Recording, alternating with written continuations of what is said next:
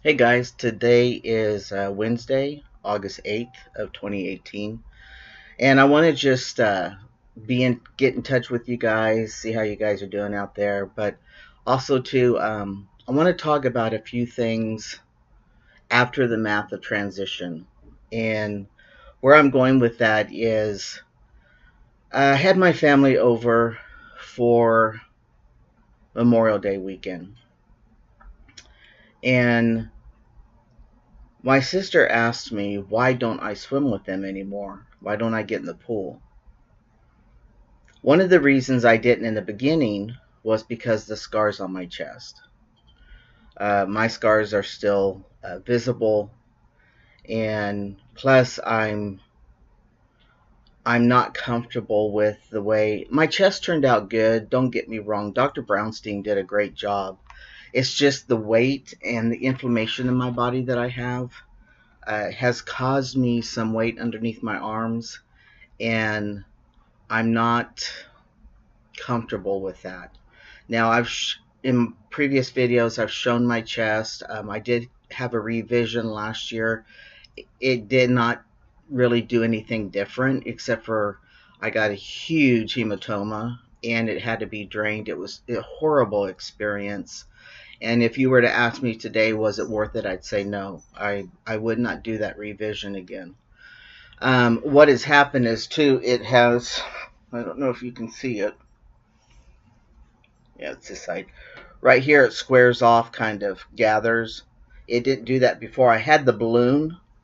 The balloon is smaller, but I still have the weight under my arms, and that's not something that surgery is going to take away.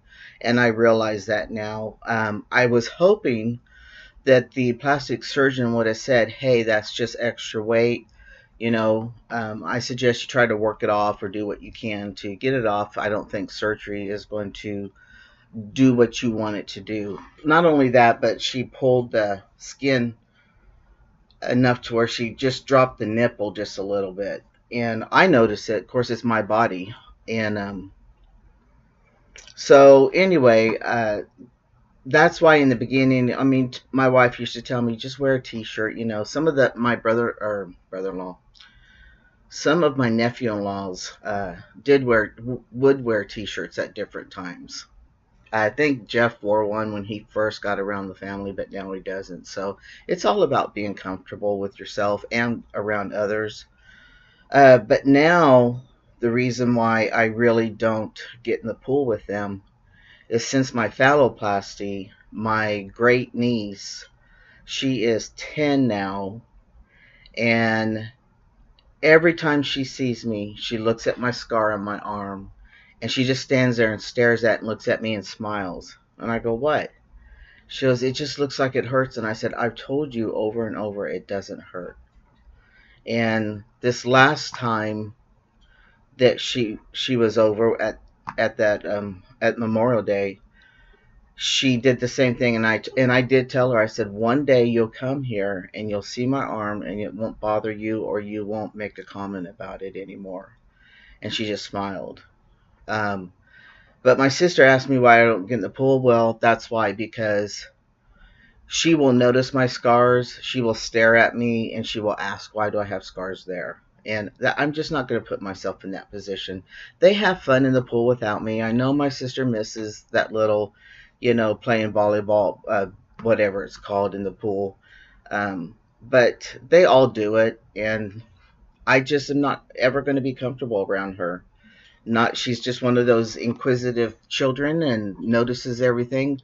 One of my other great nephews yesterday, they came over to go swimming, and he's been around me the 3 years, and he finally noticed my arm. He goes, "Ooh, what happened?" And I said, they did some repair on my body and they had to take some skin. He goes, "Oh," and he felt it and grabbed it and everything, and he said, "Wow, it's so tight and stuff." And I said, "Yeah." I said, "But it doesn't hurt." He goes, "It doesn't hurt at all? You can't feel nothing?" I said, "No, not really." And he was done. It was okay. So, yeah. So that's some of the things that, I'm the type of person that doesn't try to fool myself. I don't try to uh, I definitely don't put myself in positions where I'm going to be uncomfortable, like, for instance, being in the family, being in the pool. But I'm just the kind of person that realizes it is what it is. And that's the way it is with my life. I can sit and reflect and think back, had I been born with the male genitalia like I should have, uh, how different would my life have been? No one knows, but I have to believe that my life has served a purpose. And in that purpose, for me, was opening my eyes, being open to discrimination, to hatred, to judgments, non-acceptance. And what that all created in me was a more seeking spiritual person, a person who had to forgive people in my life that hurt me. Uh, I had to come to realization that my first relationship was never ever going to work, no matter how deeply we loved each other, simply because it was a same-sex relationship back in the 80s. And I was with a heterosexual woman. So, um, you know, uh, I just face the facts as it is, and I say, how can I turn this into a positive? So here I am, 30 years later after that relationship, but 20 years later in the same relationship, and I would have never met Tony, and it doesn't mean that I wouldn't have not met someone who would have been just as compatible and just as good. But the thing is, I met her, and I'm very thankful to have her in my life. Sorry, I have dry mouth. And where I'm getting at is, so I reflect back on my relationships. I reflect back on the hurt, the joy, the happiness, the pain, and I I realize, my life is always going to be a unique. I'm always going to take a unique road, because I'm not traditionally made up. I'm not. Uh, well, that's how I can say it. I'm not traditionally physically made up, and mentally and emotionally. Uh, and when I'm out and about, sometimes, I mean, no one. I mean, you can tell no one knows about my life. No one knows where I came from. And sometimes I think about that, I sit there and go, man, if they only knew, how would they react to me? And then I think about, though I'm always going to have things to remind me of where I was. This will always remind me of where I came from. My scars on my chest will always be a testament of where I came from. And the bottom line is, right now we use the label, and I don't know if people really understand or realize that that label does make us different from everybody else. But for me, it makes me understand that I'm not in the same category as a biological male. And I'm not in competition with them. And I will never be socialized socialized at a young age or growing up as a biological male. And I will always have different perceptions of things because I come from a female hormone driven life.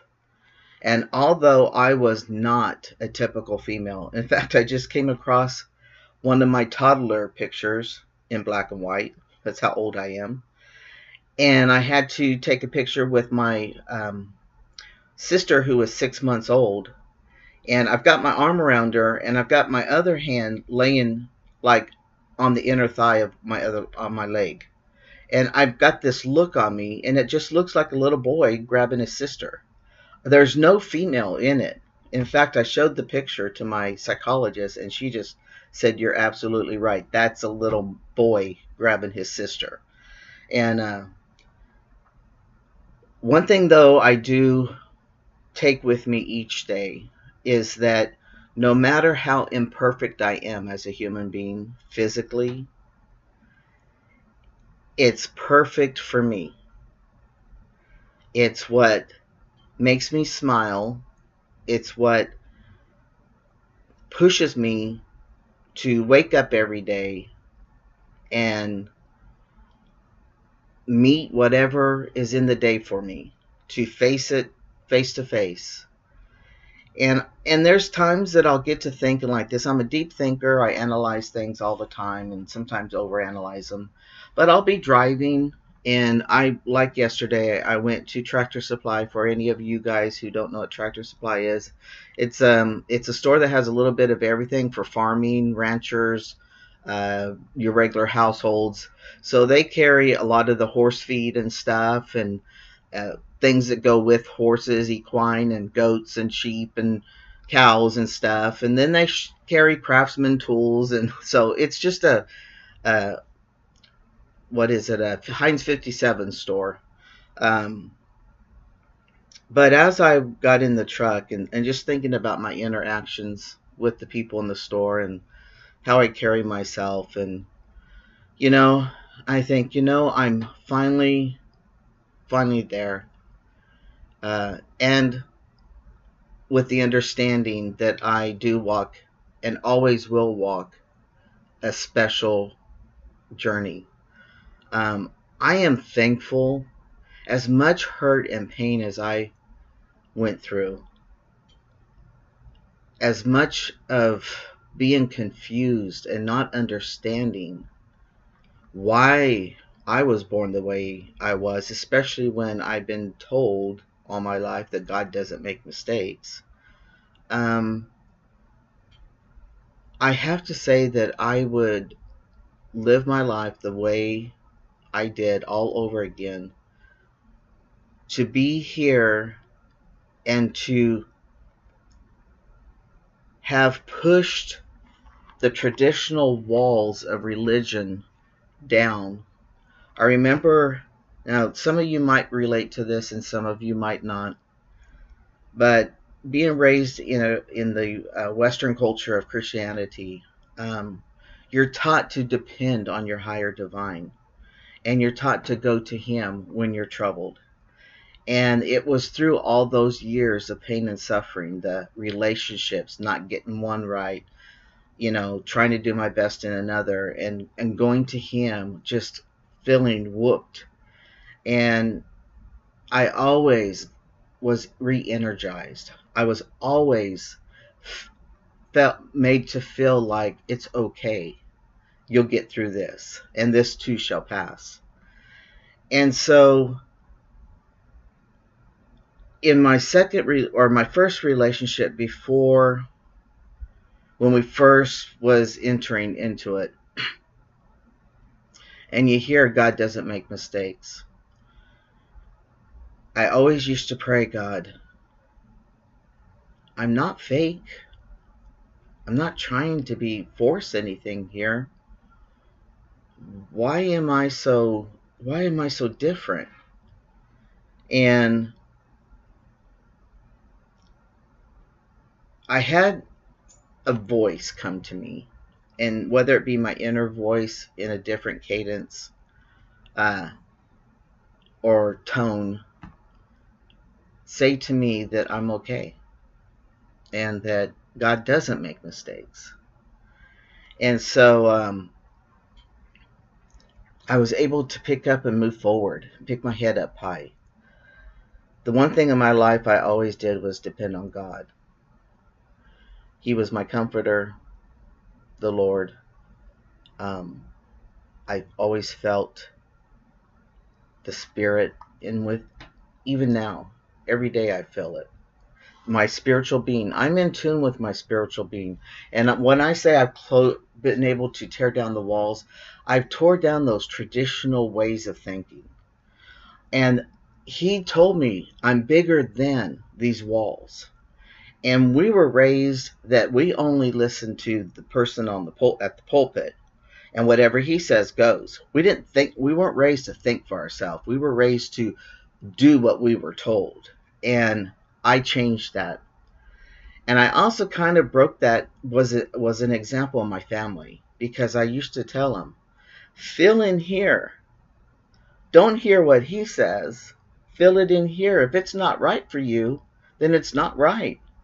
And I guess that was a tool that I was used for during those times.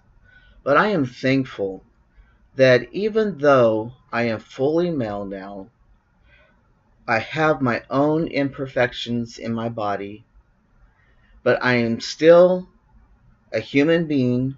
I am still equal to anybody else. I am still able to help and love and hug and kiss and all that stuff. And I'm still able to put positive things into my life.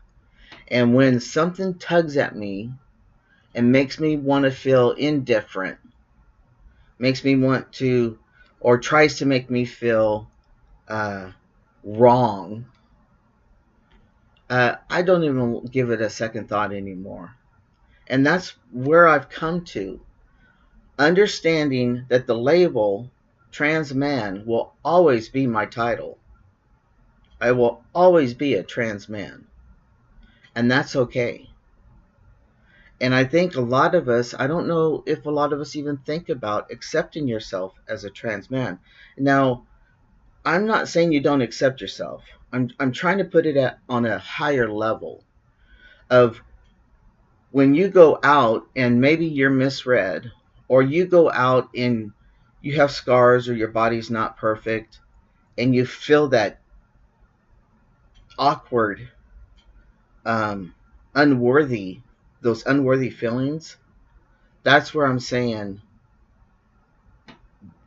let those go. Turn those away, because you are uniquely put together, and you are just as equal and just as good as anybody else that walks this earth. And so I'm here, and that's, if you understand what I'm trying to get to say, is that even though I hold myself back so that I'm not stared at by my great niece and the scars in the pool, even though I feel awkward and don't feel, I don't want to put myself through that, it does not mean that I don't accept myself. And it does not mean that I look at myself and put myself down and say, I do understand I will never be that male body, simply because I'm almost 60 years old and I have ailments that will keep me from being that fit guy.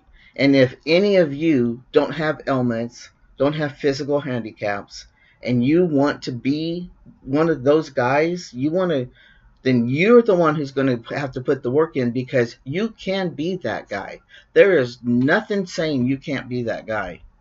The only thing stopping you from being that bodybuilder, if you want, or that endurance runner, is you. So I'm asking you guys, take this 20-minute video, try to understand what I'm saying, and when the next time you feel inadequate, unworthy, stop yourself. Do not allow that talk in you. And you need to pick your head up, your chin up, and you need to figure out what you need to do so that you don't come to that point again. And you can do it. The thing is, you can't expect anything to happen overnight. It takes work. It takes a lot of work. And so I leave you with this thought. This is just my thoughts today, and where I am when I mingle out on everyday basis. I am your trans brother, always will be. I want you guys to take it one day at a time and always make your journey as simple as possible. We'll talk to you later. Bye.